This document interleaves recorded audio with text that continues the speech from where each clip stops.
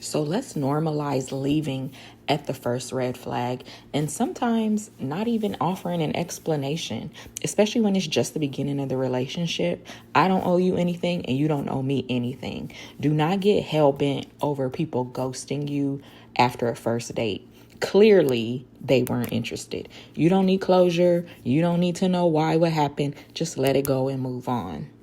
A lot of the red flags that I ignored in most of my previous relationships ended up being the exact reasons why I left in the end. And it also was the exact same reasons why I was so mad at myself for sticking around so long. I don't regret any of my relationships. What I regret the most out of everything is that I stayed way too long.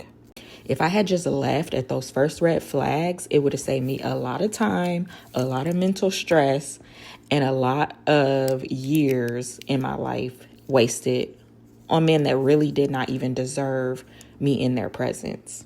A lot of times people will gaslight you and convince you that you're crazy because you consider something a red flag, and they'll be like, oh, but that was so minor. Maybe you can teach him, or maybe he didn't know.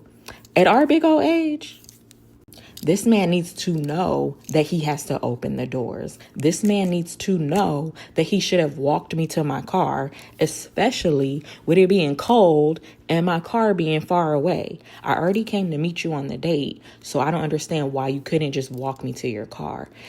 And again, like I said, those things that you ignore in the beginning, I promise you, are only going to get 10 times worse later on in the relationship.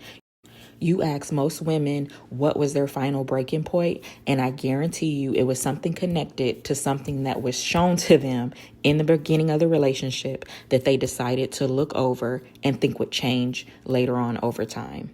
So take it from me and do not ignore those red flags in the beginning and thinking that he's going to change later on, because he won't.